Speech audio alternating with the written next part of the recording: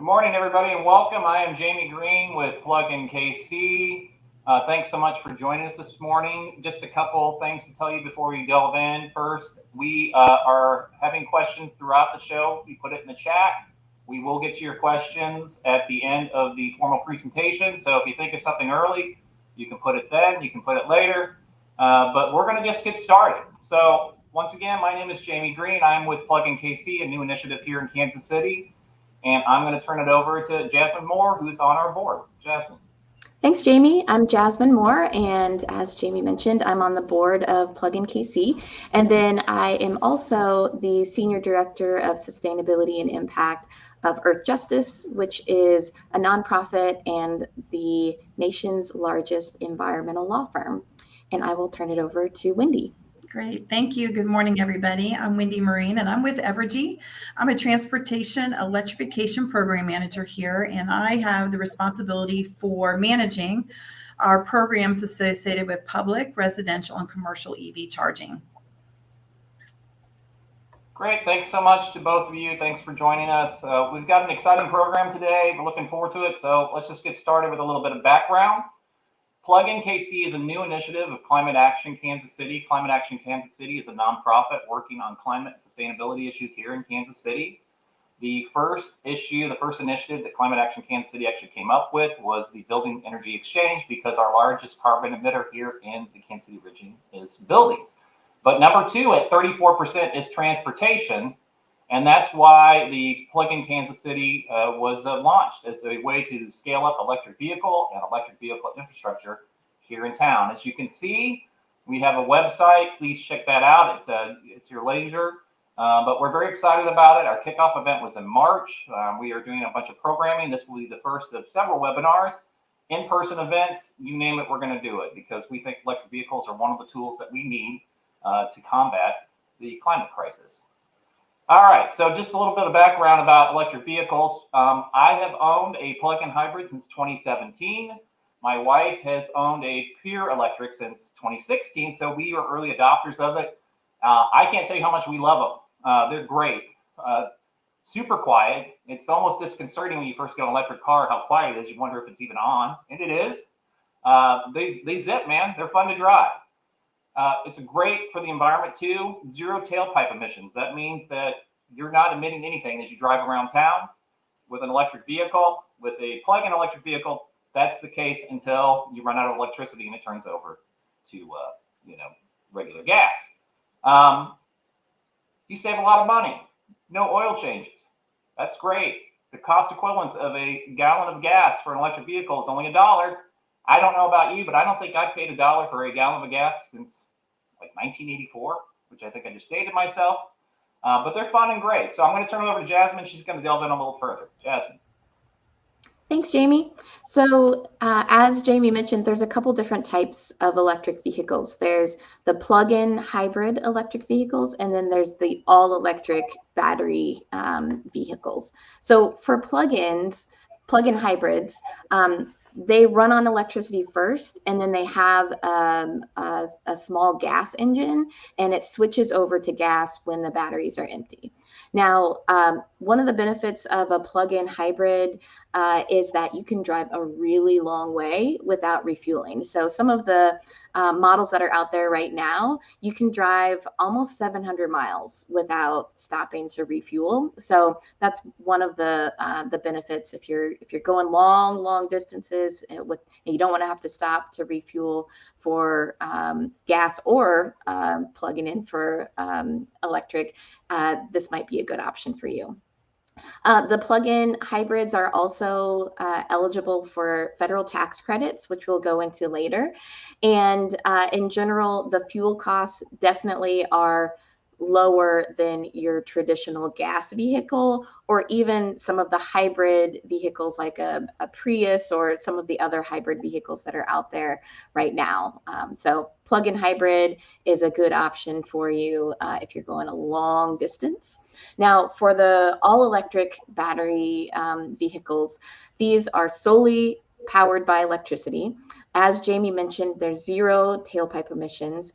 They're very quiet to drive. Maintenance is is very low. So you go in every once in a while to get your brake fluid checked, but you don't have to have the regular maintenance like you would on a gas vehicle. And these are also eligible for federal tax credits, which we'll talk about later. So I'll pass it back to Jamie.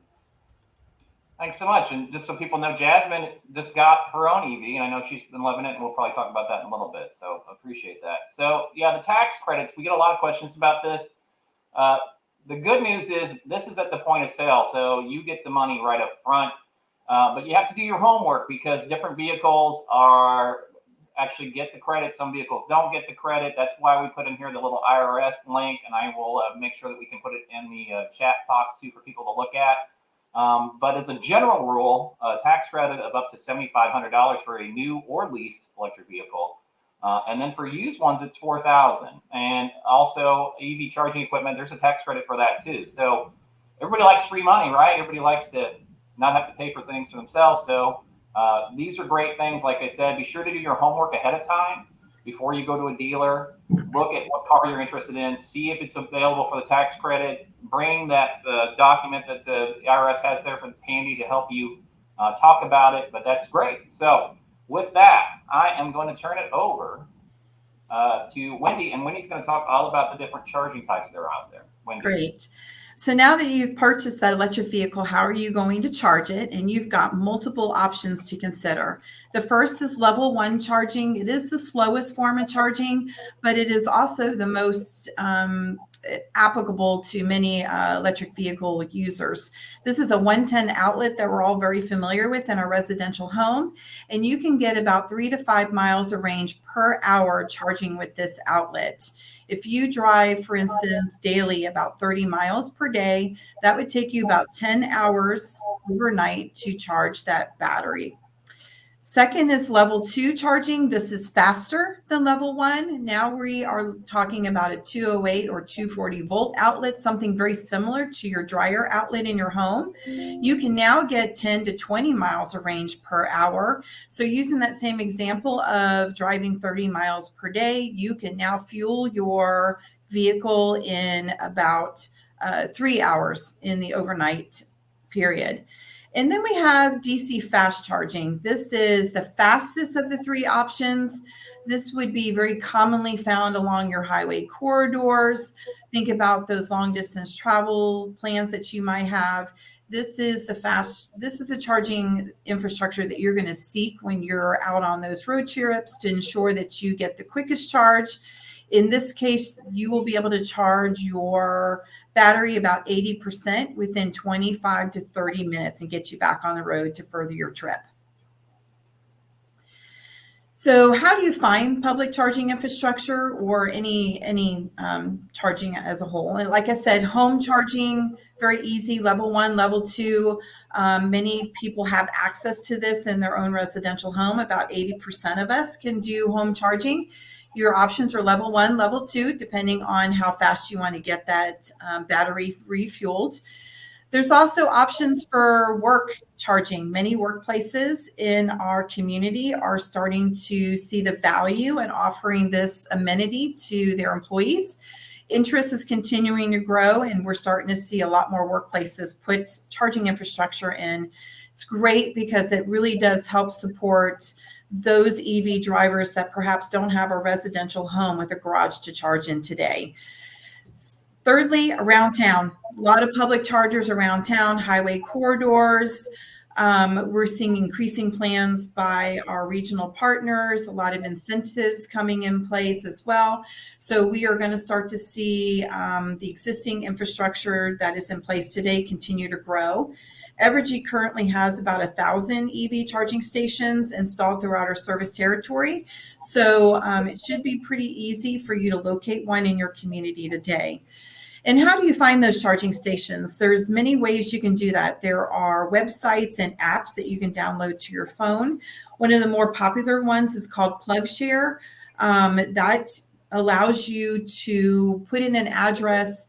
It'll show you where the charging stations are in that area. You can then filter on how much does it cost if you want free charging, if you're looking for level 2.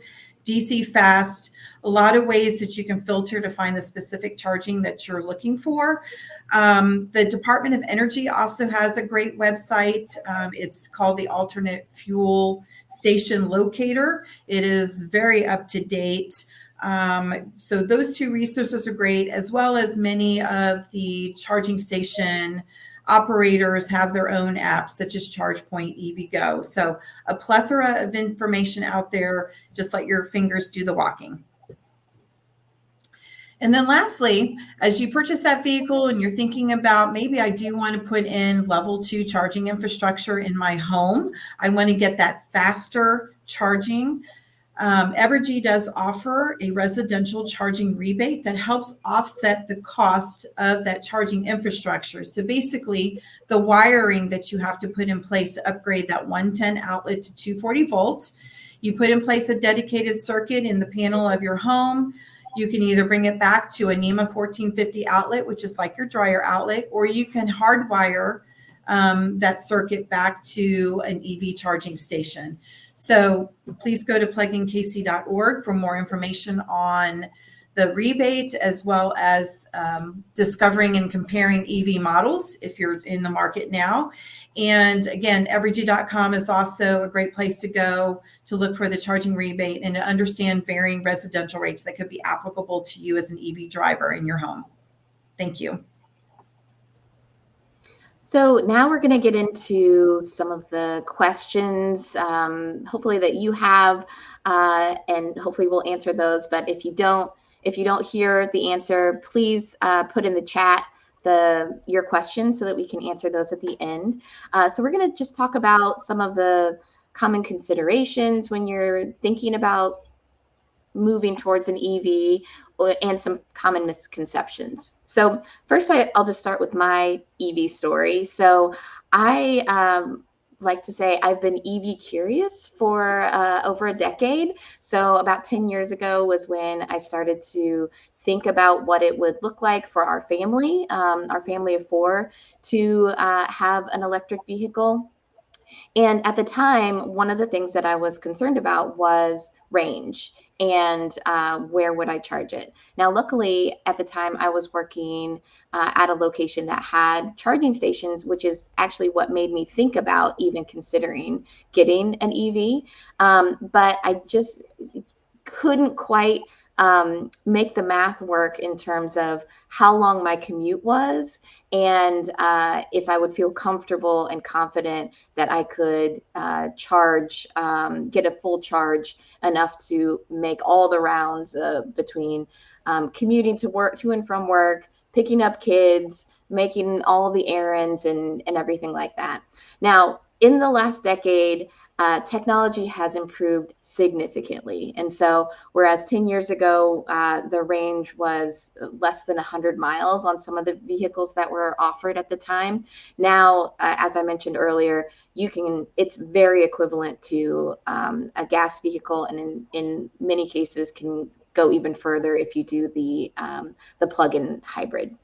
So if you think about how long you can go on a full tank of gas, think about what that number is in your head. Right now, the car that I have right now, which is all electric, we can go over 300 miles on a single charge. And so that's very equivalent to the car that I was driving before. And so that just is eliminated as a concern. We chose to go with a lease instead of purchasing an electric vehicle because I come from a car family. And so we did a lot of research. We test drove a lot of models. And when we were doing the math on cost, we knew that with leasing, we would still get that same rebate or discount on a vehicle that we would with purchase. And we also knew that with our family of 4, we have one that's almost a high schooler. And so we knew that in 5 years and 3 years even, the needs of our family around cars is going to change. And so we decided that we would lease for 3 years and then have the opportunity to upgrade or change the type of vehicle that we have. But I will say that right now we have one electric vehicle and one gas vehicle, and we try to use whenever we go somewhere, the rest of the family always chooses the electric vehicle as the first choice when we go anywhere. And when we take the other car, they're like, "Oh, this is so slow. Why did we even get in this one?" So anyway, it's been a really positive experience for us. And actually, my dad was the first one in our family to get an electric vehicle a couple years ago. He got the all electric Mustang and is very happy with his choice. So anyway, I just also wanted to give a sense of the scale of choices when it comes to electric vehicles. There are a ton of different types of electric vehicles that are available now. And if you go to our website, which is pluginkc.org, you'll see there's almost 300 different models that you can choose from, ranging from, your traditional sedan to crossover vehicles to SUVs to trucks. So pretty much any kind of vehicle you want now has an electric version of it. And as of just a couple months ago, there were over 3 million electric vehicles on the road in the US. So this is becoming, I'm hopeful that in 5 years, people will just be talking about getting a car and not an electric vehicle, because that will be the default.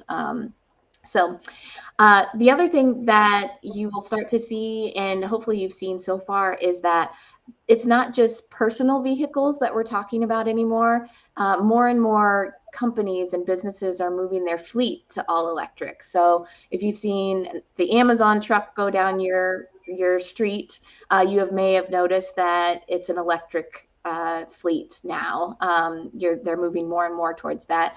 And then even our U.S. Postal Service is moving toward an electric fleet. So pretty soon you will see more and more of those vehicles down your street. And also soon we will see more and more electric school buses as well. So you'll start to see electric vehicles show up in different aspects of your life. One of the things that was part of the narrative around electric vehicles was the cost for a long time. And I remember when Tesla was coming out, and it was like, oh, if you have a Tesla, you have made it in the world, because those are not cheap. Prices have been coming down and are much more reasonable and much more accessible for folks. You will see there's a wide range of costs when it comes to electric vehicles, just like any other vehicle that you would buy.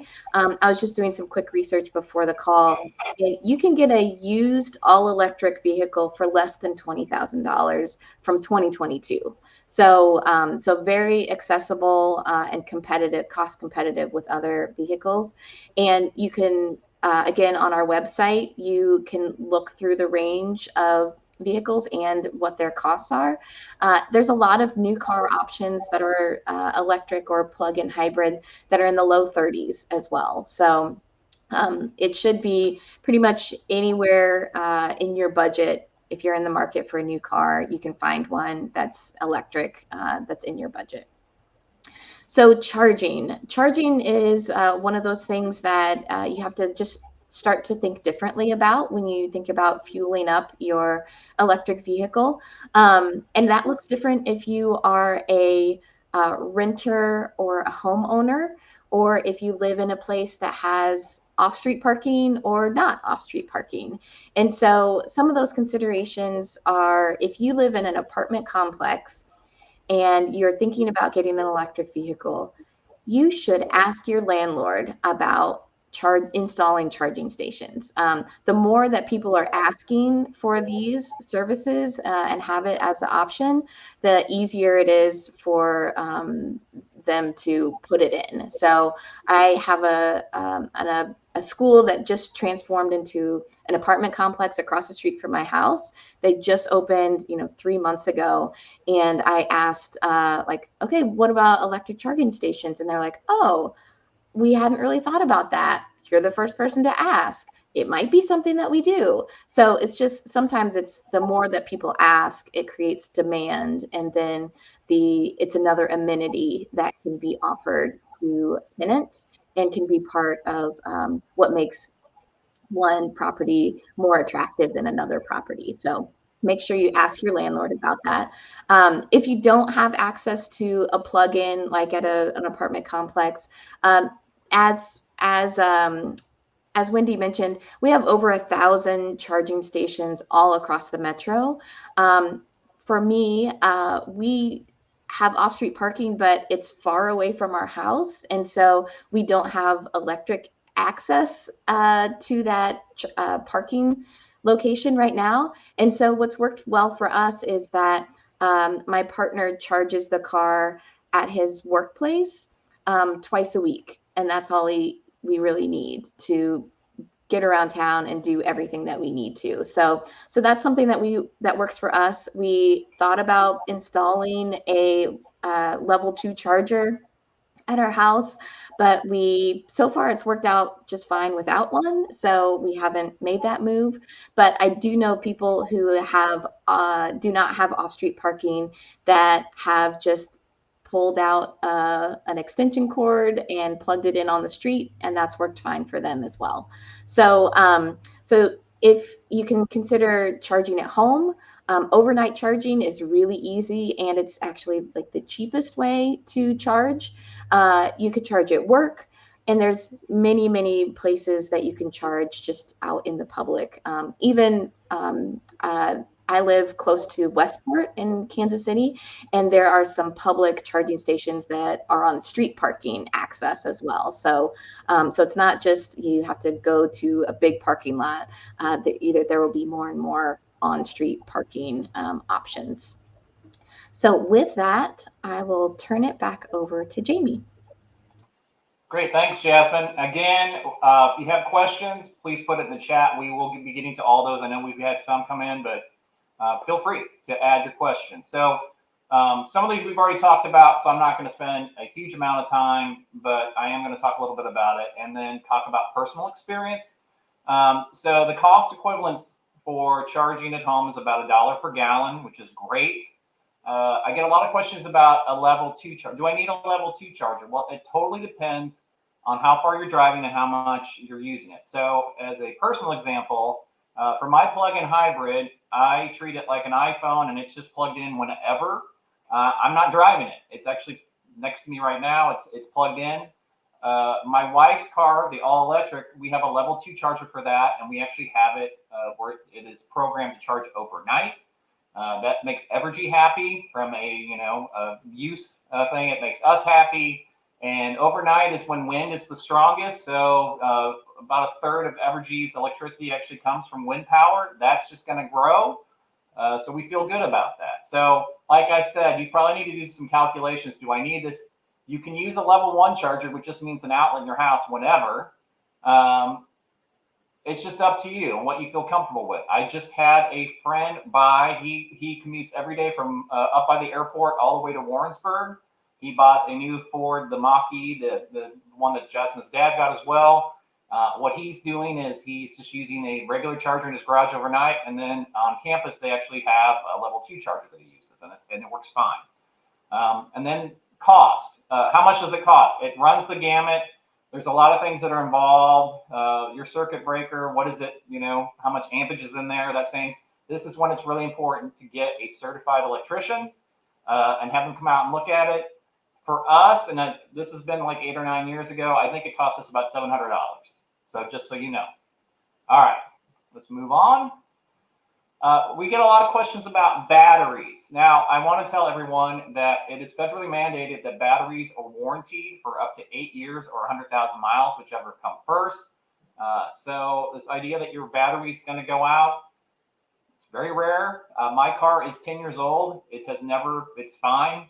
And my wife's car now is 3 years old. It's the same, but the car she had before that was all electric, was even older. We've never had an issue. A lot of these now are going up, electric vehicles up to 200,000 miles on a battery. And I think one of the things is like, do you keep a car more than 10 years? Most people don't. So hopefully that assuages a little bit of your concern, but it's not an issue. But if you do have to get it replaced, yeah, it's up to $600, $6,500. We want to be accurate and let people know. I have yet to meet any person who's had to have that done. Okay. You've probably seen news stories about electric vehicles catching on fire. The media loves this story, but if you actually look at the statistics, there are far fewer fires with electric vehicles, 25 per 100,000, than a gasoline, which is way over 1,500. So if you feel comfortable in your gasoline car about it not catching on fire, you're going to feel really comfortable about your electric vehicle. And the one thing I get asked, we actually were at the KC Auto Show. I got asked this question a lot. There's a misconception that your electric vehicle will not work if it's super hot or super cold. That's incorrect. It will work. The only thing that changes is your range. So ideal range on an electric vehicle is like a 70-degree day. As it gets super hot or if it gets super cold, it just affects your range. But I can tell you the week that the Chiefs played the Dolphins, which I think we all remember how horrendously cold that was. We had our electric vehicle sit there for a week because we had gone out of town. We came up, it started right up. It was fine. We've never had an issue with it either. So I think you're going to feel good with it. Like I said, the only thing is it's going to affect your range, and you're going to have to get used to that. But it's never been an issue for us in the almost 10 years that we've owned our electric cars. So now we're going to open up for questions. I thank you for your time. I know we're about 26 minutes in. And the first question that we got today, and this is for you, Wendy. Person is curious about workplace charging questions. Sure. So is there any help for workplace charging? Absolutely. That's a great question. So in addition to the residential home EV charging rebate, we also offer a commercial EV charging rebate. It is applicable to workplaces as well as multifamily homes. Jasmine mentioned the need for more charging at apartment complexes. So the rebate, workplaces and multifamilies are both eligible for up to 10 charging ports of level 2 charging. They can get $2,500 per port for that rebate, and they can just contact me directly or go to evadvisor@evergy.com to get more information, or evergy.com. I'd be happy to talk to them about the terms and conditions and how they could be eligible to meet the requirements to put in EV charging at a workplace.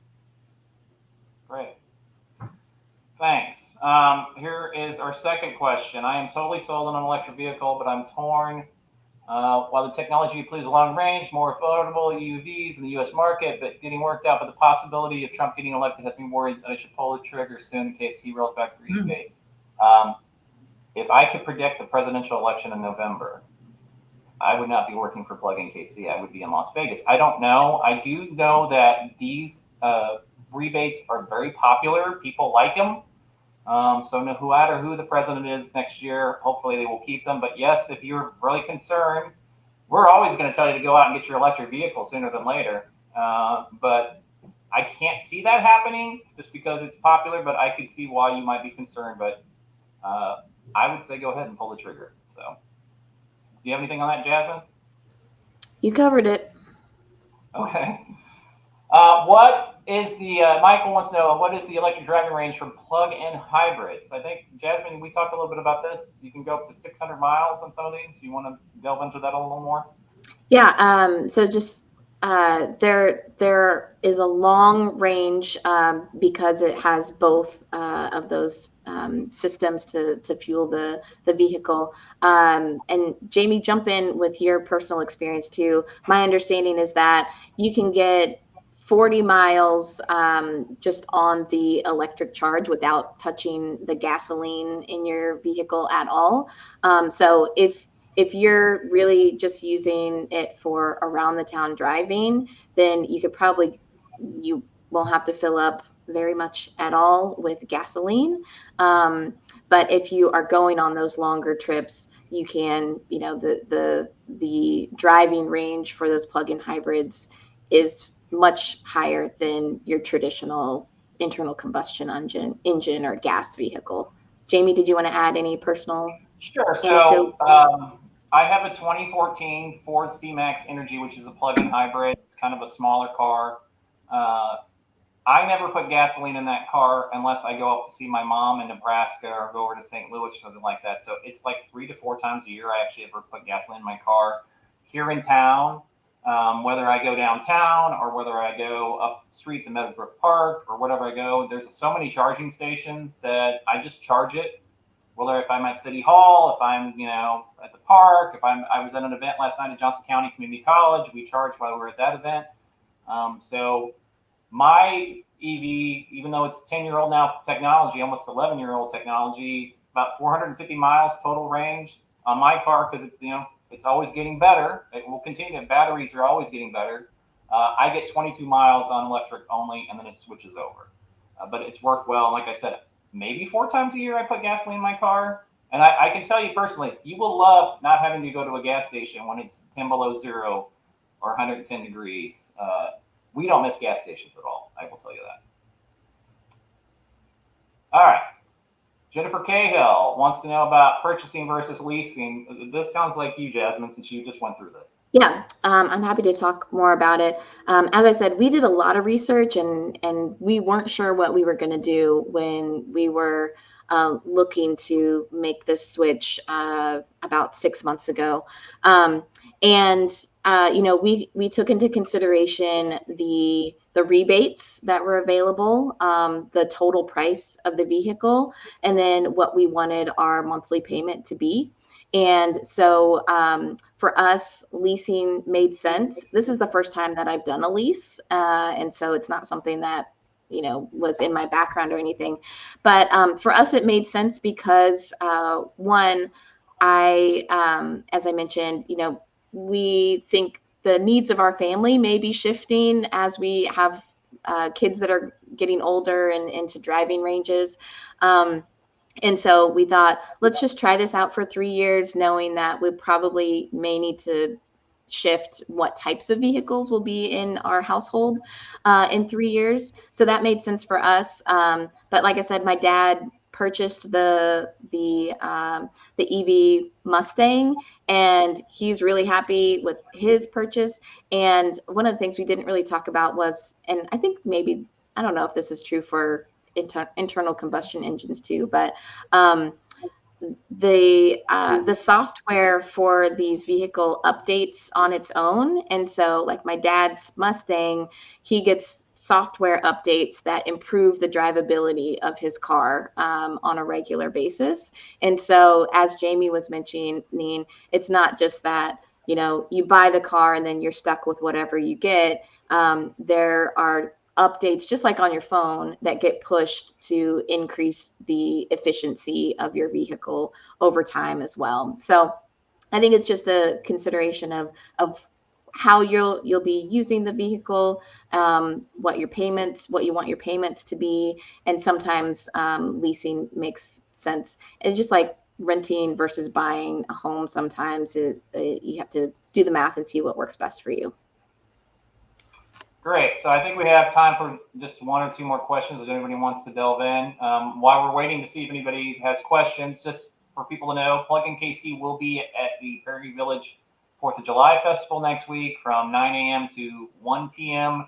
If you have questions that you didn't think of now but pops in your head before the 4th of July and you want to come out, I will be there and some other folks. Happy to talk to you more about electric vehicles, plug-in hybrids, all of it. We even have some little giveaways, so it'd be great to have you come out and say hi. We are planning on doing a webinar on different things on electric vehicles about 4 times a year, so keep your eyes out for that. Any more questions before we wrap up? All right, it looks like we're good. I want to thank everybody for taking the time. Once again, our website, pluginkc.org. Be sure to check that out. It has lots of information, and Evergy has theirs too. Look at all the great rebates. It makes sense to take more. Oh, one more question. All right, from Don Wallace. Detroit is experimenting with turning a city block of street pavement into a charger for passing vehicles, somewhat like a phone charger platform. What is the likelihood of this taking off around the country? Yeah, that's one of the things that people are working and experimenting on. I don't know what the likelihood is. It is something that's intriguing, though, because if that could be mass produced, then there would never be range anxiety, right? You literally would be charging as you're driving down the road. And that would be very cool. Just so you know, too, the battery technology is moving so fast. Toyota is actually working on a battery that will have over 700 miles to charge. It kind of reminds me that when personal computers first came out, the technology is moving so quickly and so fast, and prices are going down in tandem with it, that it's a pretty exciting time to be a part of electric vehicles. So I hope we answered your questions. Really appreciate you taking the time this morning. Again, our website, pluginkc.org. Or look at Evergy about the rebates. If you have questions that weren't answered today, you can contact us through the website. And again, we will be in Prairie Village next week. So thanks so much, guys. I hope you have a great rest of your Thursday. Thank you.